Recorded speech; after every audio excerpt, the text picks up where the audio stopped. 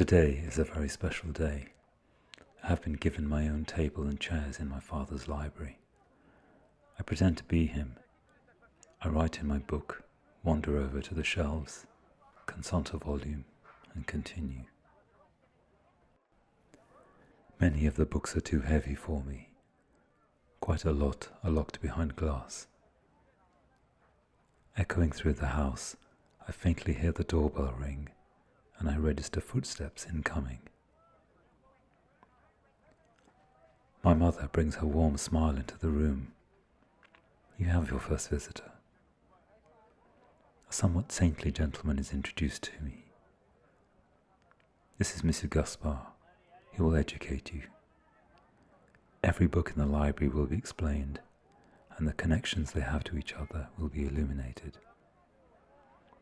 My mother proudly holds my shoulders and gently messes up my hair as she speaks. Actual permission to open the locked cabinets. I'm very excited by this news. My father has already left for the day, so I feel extra free.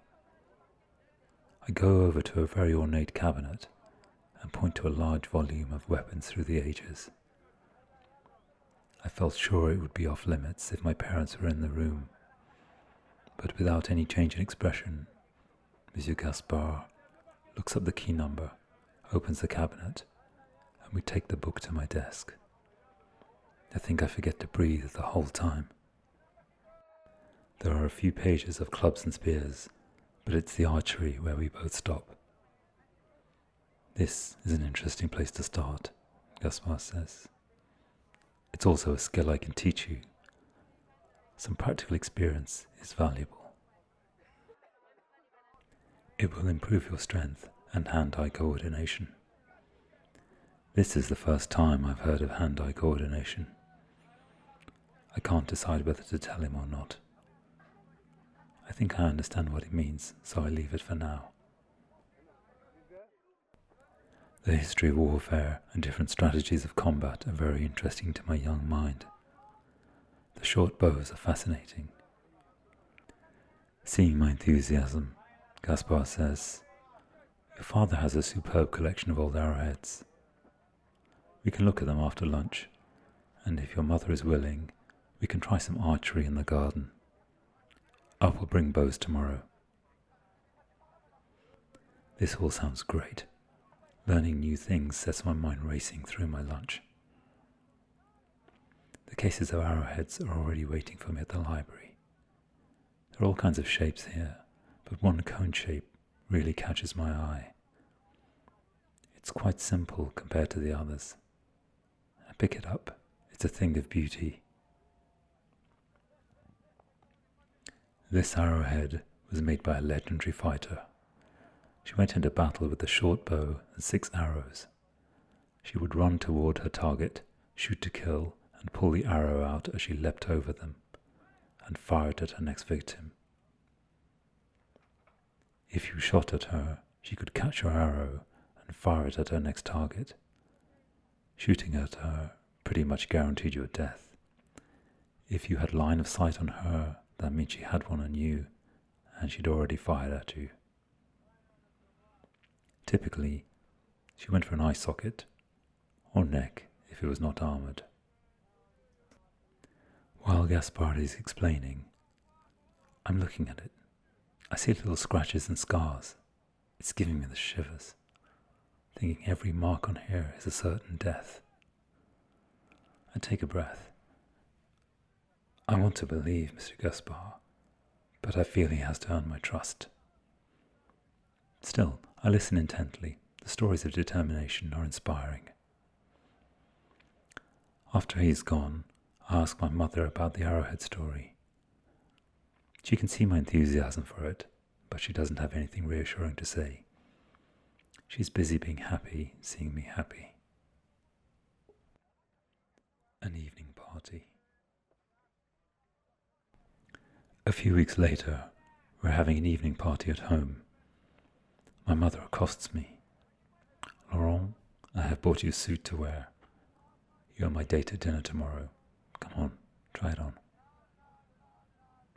Actually, the suit is quite nice.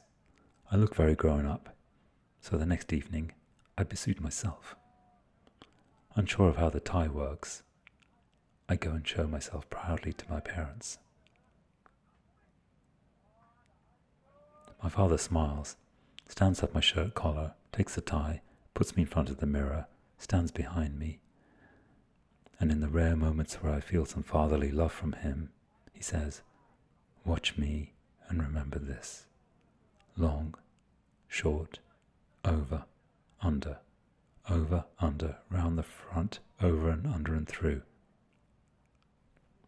He pulls the tie together and it fits snugly in my shirt collar. Very handsome, and presents me to myself in the mirror. He unravels the tie. "Now you say the words, and I will tie it." It's not too difficult with his visual hints.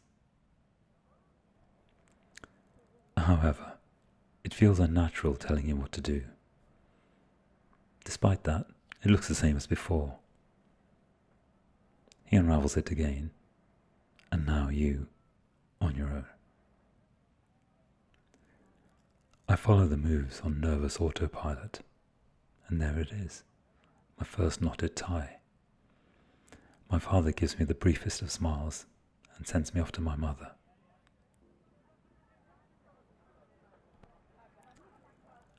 I'm not sure what to do at the party. Everyone has a drink. I don't want one, but neither am I offered one. I am the only child here. I get little pats on the head or shoulder, and that's it. "Laurent, my little darling, come and sit with me."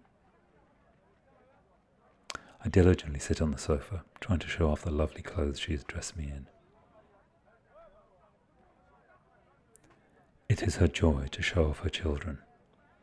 It's a little bit annoying for me.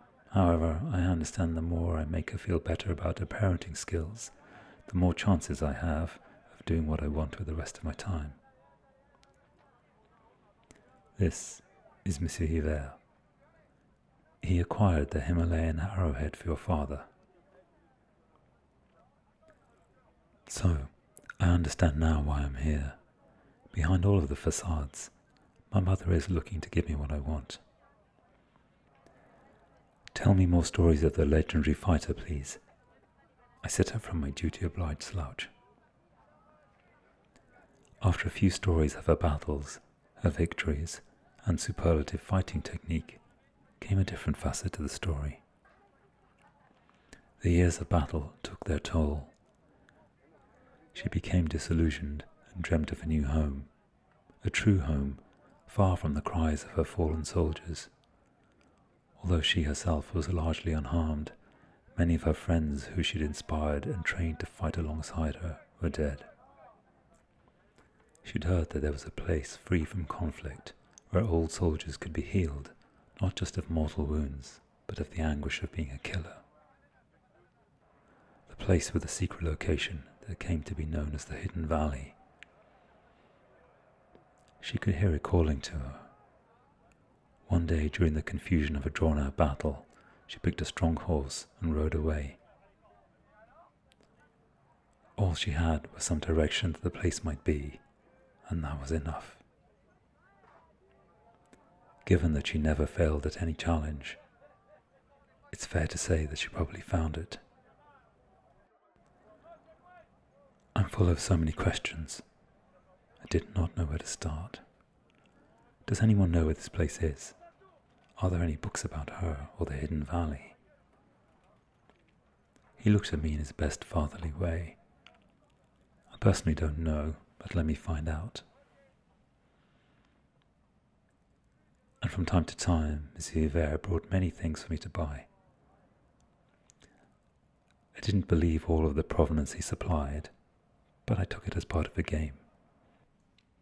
Nonetheless, I never lost interest in this story, and I kept the arrowhead, a reminder to myself that also I would always win.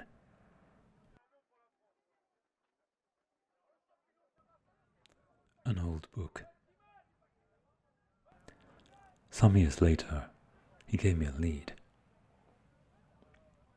I'm now in Germany, in the office of an architect, Herr Pelzan. There are many curious things on his shelves. I picked through some books at random. "This is the book you are looking for." A very friendly voice came into the room. "Hello, I'm Pelzan." He handed it to me. "It's my uncle's. His grandfather, my great-grandfather, was an architect in Sweden. He inspired me to take up the practice. Have a seat and read it. If you have any questions, I'll be in the main drawing office." It's in Swedish, from the late 1700s, and there are all manner of travelogue notes, drawings and maps. One chapter of it seems to be the travel of two people across Uzbekistan, Belarus, Lithuania, Estonia, and to Finland. Herr Pelzan comes in with a coffee for me. "I thought you might like this."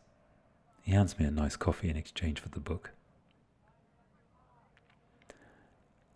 At the end, there is a mention of a Hemliga Dalen, a secret valley in the Himalaya,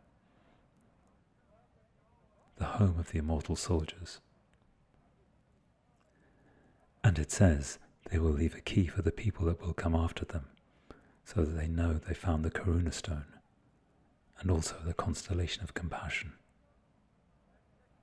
It's full of riddles, and also my bad translation is probably making it worse, says Pelzan. I didn't really know what to think.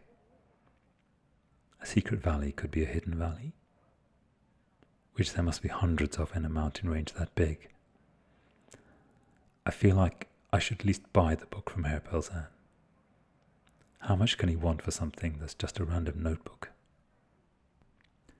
"What do you think?" he says, fishing for my interest in the book. "Are these the same people as your mystery fighter?" "I think so.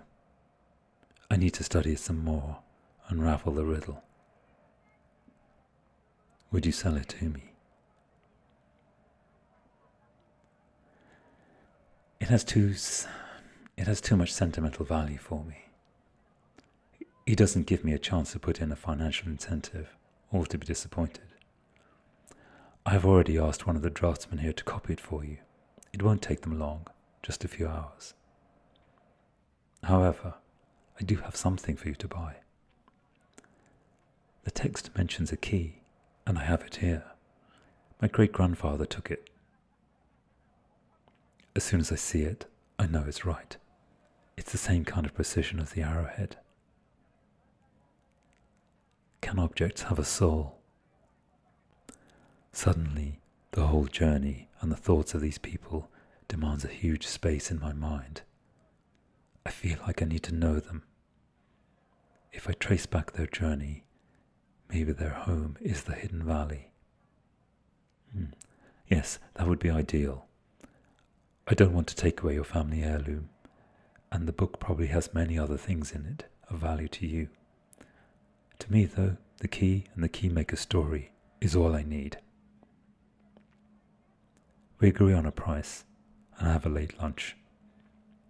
He tells me as much as he can about his great-grandfather, and the church where he found the key.